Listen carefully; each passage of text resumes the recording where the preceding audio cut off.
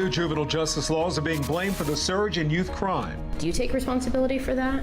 We sit down with one of the architects behind these laws and ask if they're responsible for the lack of accountability. Plus, City State's Attorney Ivan Bates wants parents to face legal action when their child breaks the law. Legal experts weigh in on what that would look like. Transparency issues in Maryland education has lawmakers demanding answers. Is this the superintendent, or is this a pervasive issue inside of the system? The action one local delegate is calling for. Then a rough start for Howard County's new school bus system. Totally a mess. Why some buses never showed up.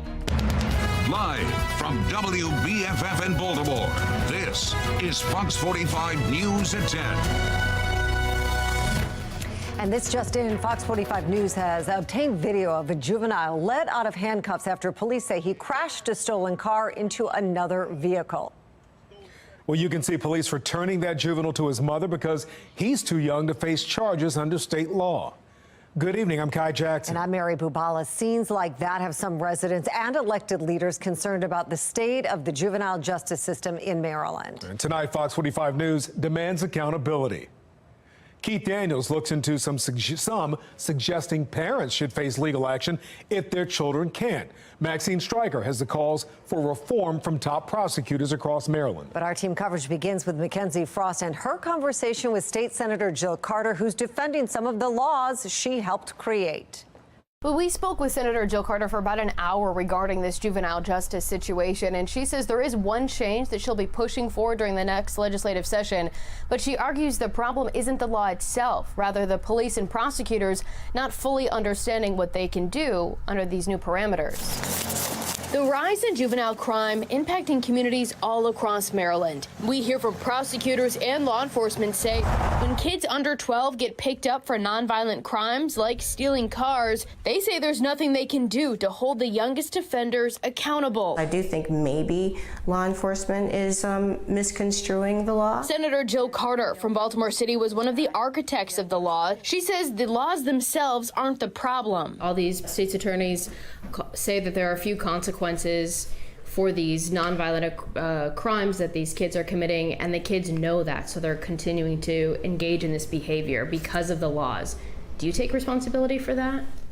Do I take responsibility? You mean as a member of the legislative body that passed the law? Well, first of all, I don't take what they're saying as fact. I take it as possibly anecdotal or some specific situations. I don't know that that's happening en masse. I would hope that this isn't born out of some type of spite or disdain for changes in the law, because they need to do what they can do. Not one single entity needs to put their hands up in the air and say there's nothing I can do.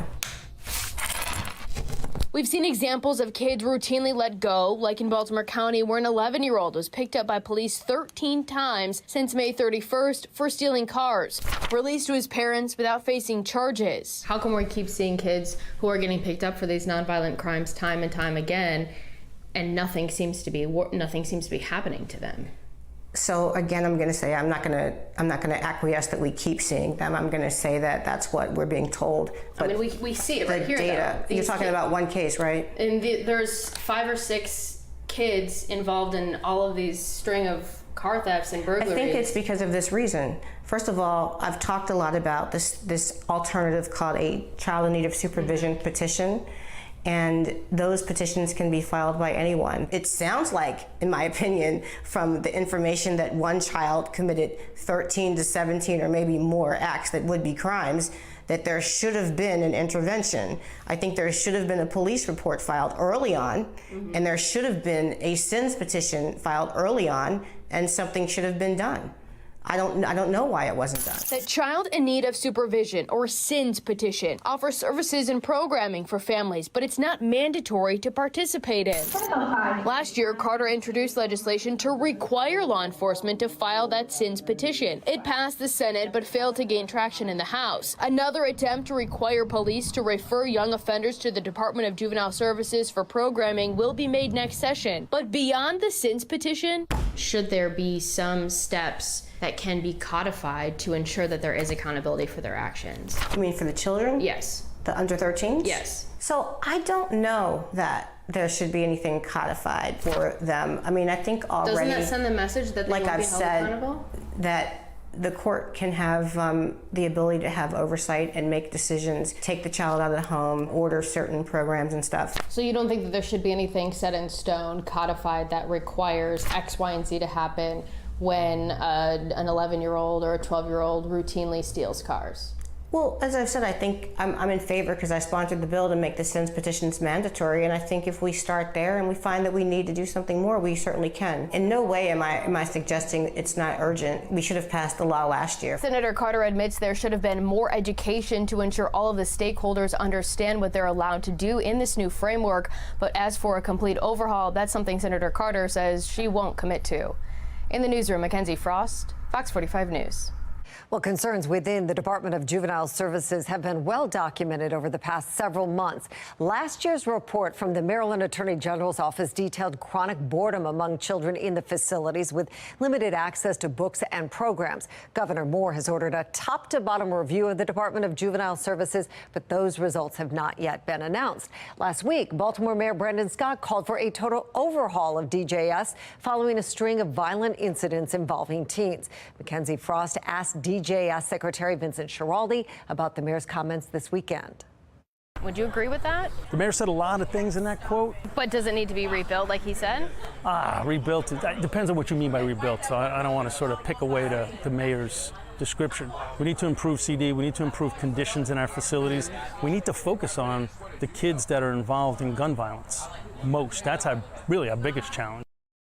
Well, one of those children under DJS supervision, the 18-year-old charged in the Brooklyn Day mass shooting. He was wearing an ankle monitor at the time of the shooting because of a crime committed when he was 17. His arrest leading to questions about the way the department tracks young people in its system. Now, according to DJS, consequences for breaking monitoring rules include a discussion with the child and family before anything is referred to the court. The department also says only 14 staff members are assigned to monitor more than 100 children, but they are working to fill vacancies. You can see more of Mackenzie's conversation with Secretary Schiraldi on our website, foxbaltimore.com. Several top prosecutors across Maryland are voicing their concern about Maryland's juvenile justice system. They say the laws on the books are hurting young people. Fox 45's Maxine Stryker explains.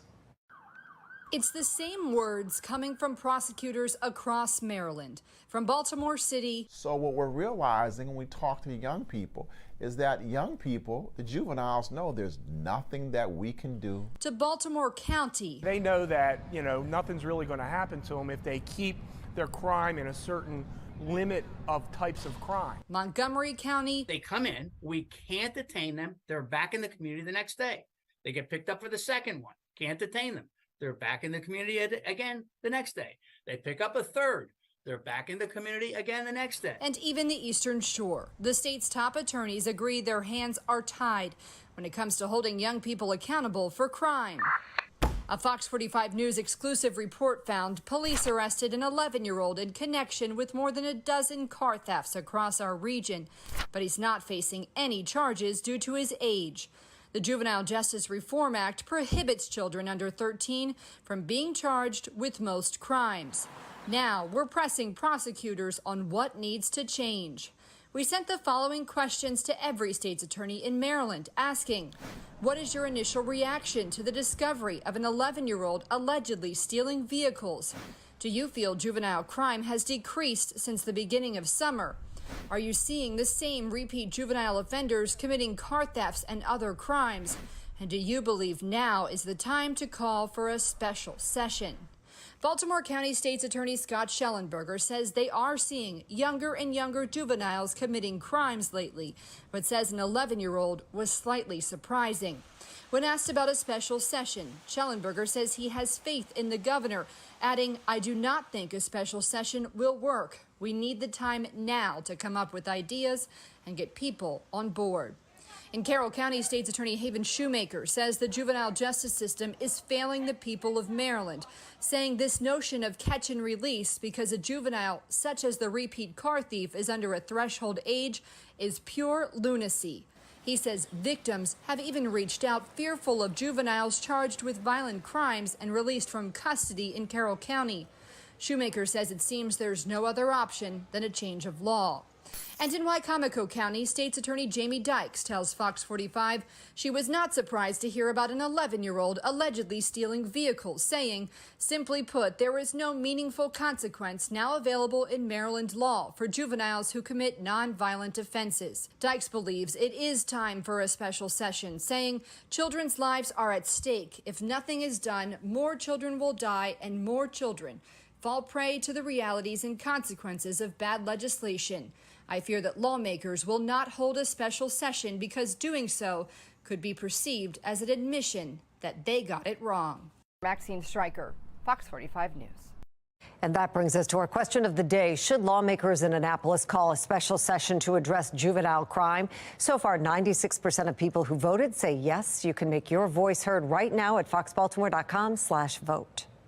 Fox 45 News obtained video of what police say is an 11-year-old released from handcuffs and turned over to his mother after allegedly stealing a car. Police say he can't face charges because of his age. He's the second 11-year-old connected to car thefts in recent days. Last week, Fox 45 News found an 11-year-old believed to be involved in more than a dozen car thefts across the area, but again, not charged.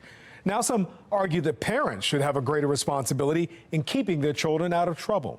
Fox 45's Keith Daniels spoke with legal experts about that possibility. Keith joins us live now with more on that story. Keith? Well, Kai, one expert is calling for tougher laws for parents and their children's criminal behavior, while another one calls it overreaction. And tonight, a closer look at both sides. That's what uninsured motorists for, people like you. In Baltimore City, crimes committed by juveniles, those offenders too young under Maryland law to face prosecution. Children, like the boy in this video, obtained by Fox 45 News. His gloves, stolen credit cards. According to the police incident report, a crash in Northeast Baltimore 2 weeks ago. The boy accused of stealing a vehicle, then slamming into a man's car. The crash victim, capturing video with his cell phone camera, holds the suspect for police. Officers arrive, discover the boy is 11 years old. Then police seen uncuffing the child, releasing him to his mother. This incident, among others, fueling the push for more punitive laws to punish parents, even with jail time, when their children can't be held accountable. City State's Attorney Ivan Bates among the voices calling for change. But I also want to understand where the parents. So we need to try to figure out what laws can we put in place to try to hold the parents accountable. Some of the city's notable defense attorneys, including Brandon Meade. Honestly, I don't disagree with it. Jeremy Eldridge. This is nothing new. And Warren Brown. Yes, I have a problem with holding the parent responsible. All weighing in on the matter, including just how plausible it is for a law like that. And what could the punishment for parents look like? Should be something that's graduated, right?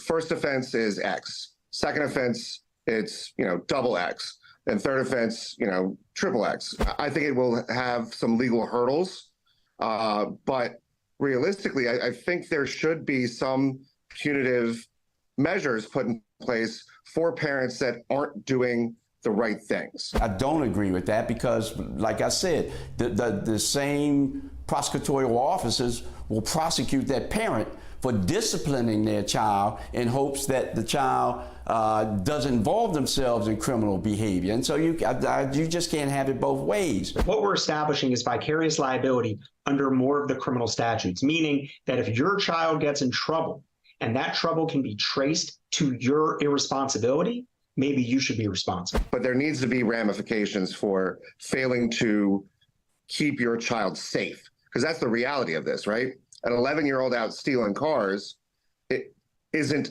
in any kind of safe position. And the debate tonight truly not over. We're live tonight. Keith Daniels, Fox 45 News. Thank you, Keith.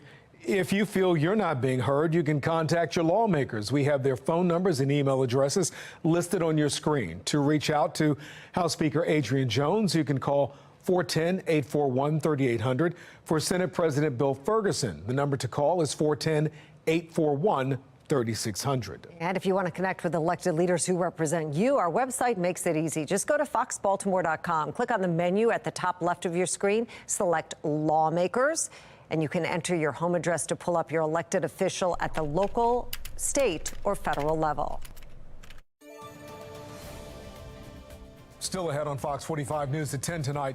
As students head back to school, problems are coming up at the Department of Education. Project Baltimore takes a look at growing calls for a special hearing in Annapolis. I'm sorry, we're a little, everyone's confused this morning.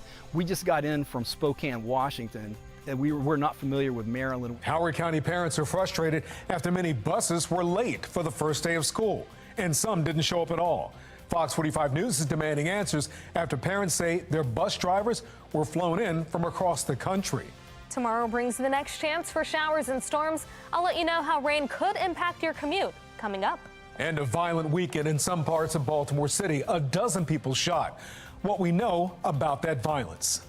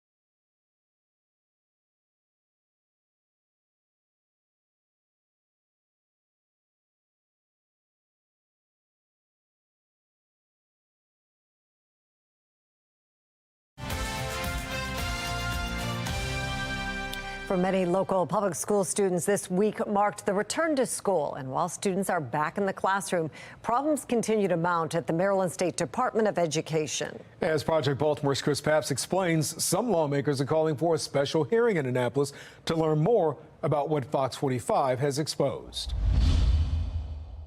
It's potentially a crime that has been committed for willfully deleting public records. Maryland State Delegate Ryan Naraki wants answers. I'm extremely concerned. Some of my other colleagues are also very concerned. The Baltimore County representative, over the past few months, and 98 text messages has been watching Project Baltimore's investigation into Maryland State Superintendent Mohammed Chaudhry. We discovered that text messages on the superintendent's state-issued cell phone were deleted after we filed a public records request to see them. A potential violation of state law. Do you still have your state-issued cell phone set to delete text messages at 30 days? We also exposed a secondary email account that the superintendent's been using to conduct state business. It's extremely important. Naraki is calling on Maryland House and Senate leadership to call for a special hearing in Annapolis to learn how deep the problems go. Is this one individual? Is this the superintendent, or is this a pervasive issue inside of the system? how many others could be potentially operating in ways like this that aren't as transparent and accountable as they should be to the public, to parents and others? As well as Chaudhry's future as superintendent is uncertain. His contract expires next June. For the past 2 months, the State Board of Education has delayed voting on a new contract. So there's that level as well. But time is running out. According to board policy, contract negotiations must be completed by the end of September. What does it tell you that he hasn't received the contract yet? I mean, I think that there's probably some concerns about deleting text messages and, having secret email accounts. But Chaudhry is fighting for his job.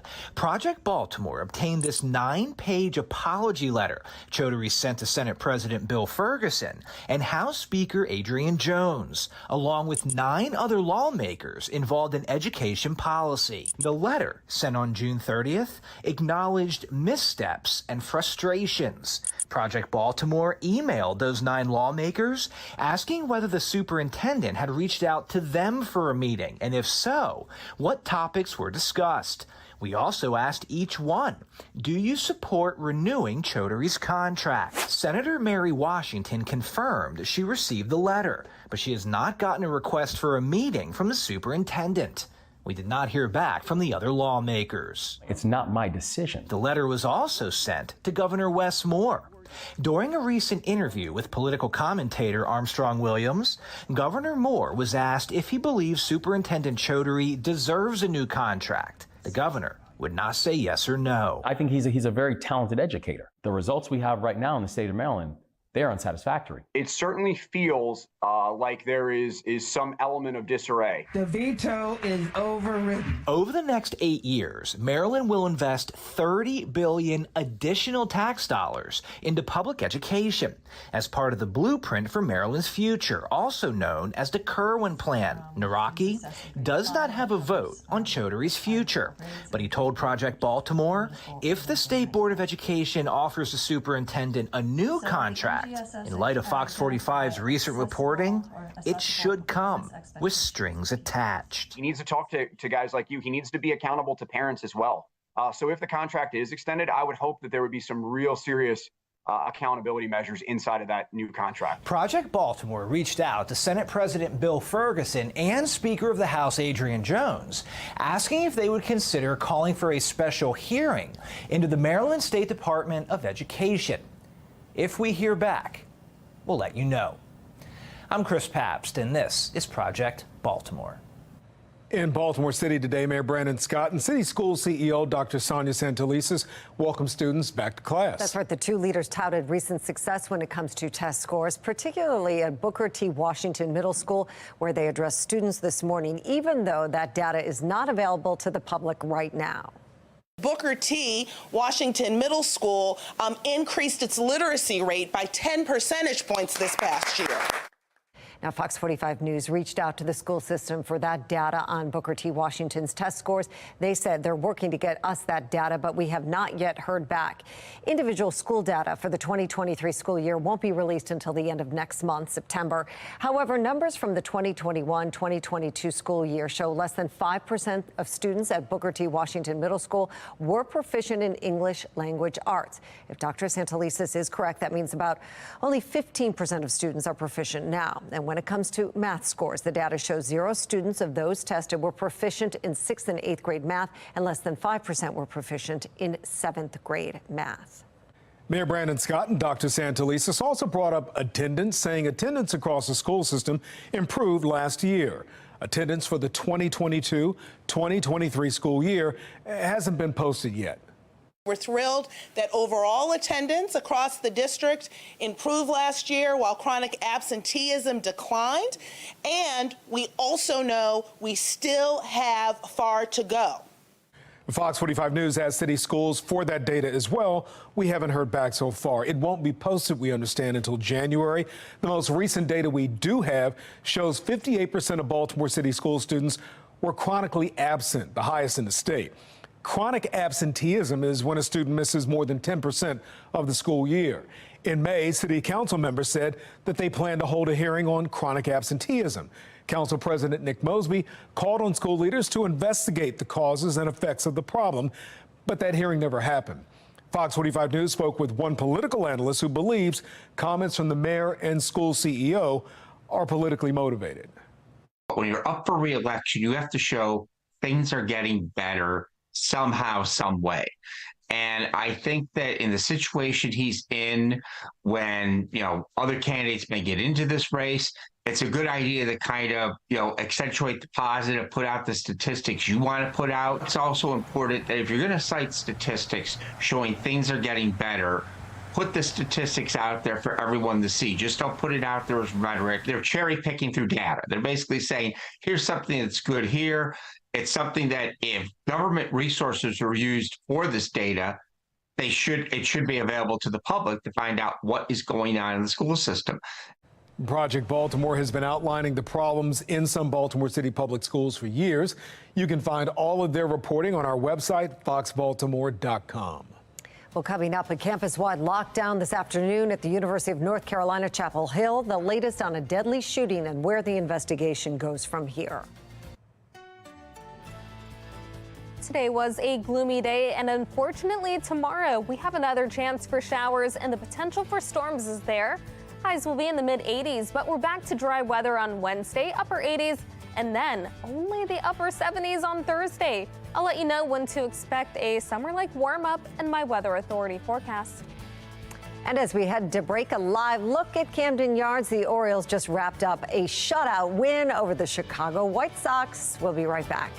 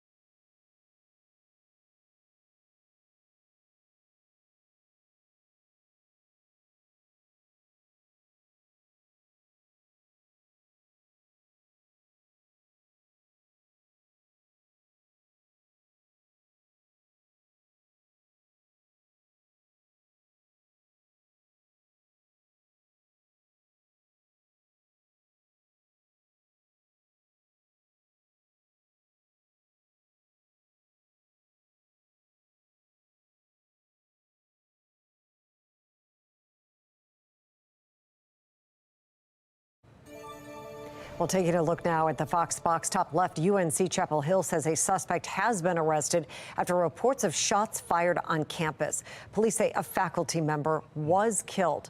No other injuries were reported. The university will be closed tomorrow and will offer counselors and other resources. On the top right, former White House Chief of Staff Mark Meadows took the witness stand today. He denied asking another White House aide to draft a memo to Vice President Mike Pence on how to delay certification of the election. The hearing ended without a ruling on Meadows' request. Bottom left, Alabama could become the first state to execute a prisoner by making him breathe pure nitrogen. Nitrogen hypoxia was authorized in Alabama back in 2018 amid shortages of other drugs. It's expected to spark new legal battles over whether the method is constitutional. On the bottom right, Hawaii's power utility is taking the blame for the first fire on Maui, but says firefighters are at fault for most of the devastation. The utility says power lines in Maui have been de-energized for more than 6 hours when the second fire started. They accuse county firefighters of declaring the first fire contained and leaving the scene. Well, ahead at 10:30, Howard County students who take the bus had major delays getting to and from class today. The outrage from parents and why the school system says there was a problem. Republican chatter getting louder over the possibility of trying to impeach President Biden. Why? And what are the challenges for the top 2024 contenders from both parties? I'm Scott Duman in Washington with a look coming up.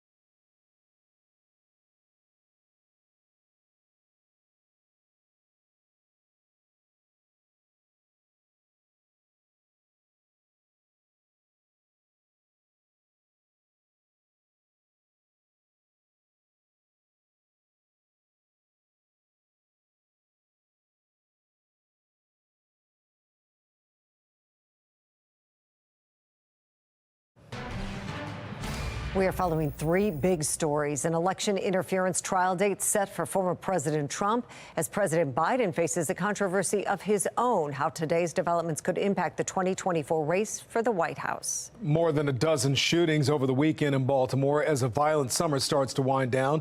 Fox 45 News presses Baltimore police on efforts to improve public safety. And Howard County is implementing its new school bus system, but it wasn't a smooth debut this morning, leading to frustration from parents. And we begin there. The county already cutting back on who has access to bus service based on how far a student lives from their school. Even those who do have bus access are facing major delays on the first day of school. Fox 45's Rebecca Pryor is pressing school leaders for their solutions to the transportation troubles. Yeah, the excitement of those first day jitters quickly turning to panic and anxiety for hundreds of parents who complained that their child's bus was either late or didn't show up at all. This as parents also claimed that one bus contractor in particular might be driving most of the problems. While the first day back from summer break is known to drag. Just totally a mess. It's very frustrating. For Kurt Francisco's fourth grader, the first day at Laurel Woods Elementary School was made even longer by a bus that never showed. They were supposed to be here at 3:59, I think, was 3:59. 3:59. What time is it now? It is now 4:56. And according to these frustrated families, not only was the bus more than an hour late for drop-off, My son misses violin lessons today. It was at 4:30. it was also 30 minutes late picking students up. The bus driver was very confused. She was very discombobulated. You can tell she was rifling through papers. Kurt claims the bus driver, confirming they work for Zoom, a new bus company based out of California that's contract accounts for more than half of Howard County's total bus budget. She said, "I'm sorry, we just got in from Spokane, Washington, and we're not familiar with Maryland. We're not familiar with these routes." And I said, "Wait a minute, you just flew in from Spokane, Washington." And with dozens of parents making similar complaints on social media, Fox 45 reaching out to the school district requesting an interview with Superintendent Michael Martornano. When we didn't hear back, we sent questions to his office asking exactly how many students in schools were impacted by today's transportation troubles. When can parents expect these issues to be resolved? And did the district's main bus contractor bus drivers in from out of state? If so, is that a long or short-term solution to staffing shortages? Instead of answering our questions, the district sending us a generic statement sent out to parents, writing in part, delays often occur at the start of the year. However, a major bottleneck this morning was due to over 200 buses exiting the same bus lot. That bus contractor has made an adjustment to ensure this does not occur again. Although it's unclear who that bus contractor was. Finding out that the bus drivers did not practice the route, that is not a good representation of what we're dealing with. Our children deserve better than this. The parents in this neighborhood say Zoom is off to a slow and rocky start. Now, I also reached out to Zoom today requesting a comment to parents' complaints that their bus drivers have been brought in from out of state and that they hadn't practiced their routes ahead of time. As the News Time tonight, though, I have not heard back. In the meantime, Howard County Public Schools says parents look out for another update coming to their email this evening on what they can expect for tomorrow's bus schedule. Reporting from the control room, Rebecca Pryor, Fox 45 News. In Baltimore County, more than 100,000 students are returning to class. It's the county school system's first year under Dr. Miriam Yarbrough's leadership. The new superintendent says academic achievement will be her focus this year. I often say we exist to educate students. That's our #1 priority. So there are some other things that we have to do really well in order to make sure that students are learning at high levels across schools. Yarbrough taught chemistry at Woodlawn High School years ago. The president of the Baltimore County Parent Coalition spoke to Fox 45 News this afternoon. She has high hopes for Yarbrough's leadership.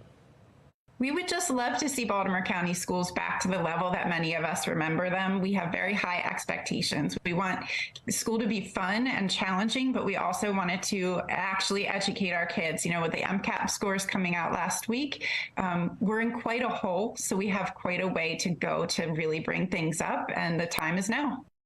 Fox 45 News is your back-to-school headquarters. Scan the QR code on your screen to check out all of our stories or go to foxbaltimore.com/backtoschoolhq. Well, more than a dozen shootings this weekend across Baltimore as violence remains a top concern during public comment meetings with Mayor Scott and Acting Police Commissioner Richard Worley. Fox 45's Alexa Ashwell has an update on the violence and what's being done to curb crime. In West Baltimore Saturday, reports of a shooting leading to a SWAT situation in the Mosher neighborhood. Investigators say officers responded to reports of a shooting and here on Ashburton Street found a man with gunshot wounds. The suspect reportedly fled into a nearby house. SWAT was called, but the team unable to locate the believed shooter. The victim was pronounced dead. The homicide, one of 4 killings to occur across Baltimore in just one day. According to police, another man was fatally shot in North Baltimore, and there were 2 fatal stabbings. A woman stabbed to death inside of a home in West Baltimore, and a man fatally stabbed in Northeast Baltimore. The violence bleeding into Sunday, with 9 people shot in 7 non-fatal shootings across the city. One of those, a triple shooting here on Edmondson Avenue in southwest Baltimore. According to police, officers responded to reports of a shooting around 9:30 Sunday night, and at the scene say they found a 26-year-old victim. A short time later, 2 more victims, ages 21 and 22, reportedly walked into an area hospital. All are expected to survive, but what sparked the violence concerning to neighbors. The crime is terrible. Crime, especially juvenile crime. These parents, they need to take control of their kids at home. Has been a top concern voiced during a series of community meetings as part of acting Baltimore Police Commissioner Rich Worley's confirmation process. This, experts say, a critical time for Worley, as he still needs backing from the Baltimore City Council before officially taking the helm. All eyes on city leaders as the crime crisis continues. We are actually also working with the state's attorney's office to possibly start charging some of the parents for their children who do violent acts. Alexa Ashwell, Fox 45 News. And acting Commissioner Worley and Mayor Scott held a public comment session over the phone tonight. The final in-person session is tomorrow night at 6 at Greater Paradise Christian Center in Northeast Baltimore. Worley's confirmation hearing is set for September 21st. Take a look at this. The fire department of the Baltimore Fire Union actually tweeted out these pictures of a huge fire at a vacant home on Homewood Avenue. That's in East Baltimore. You can see that top floor of that home engulfed in flames. Baltimore fire officials say the fire started around 7 o'clock this evening, spread to a neighboring home. However, the cause is under investigation. Ahead on the late edition, analyzing the juvenile crime crisis across the state, why some argue that parents need to be held accountable. And we're still dealing with a few showers around the region, but tomorrow, a better chance for rain and storms around the Baltimore area. I'll break down the timing and impacts to your commute in my Weather Authority forecast.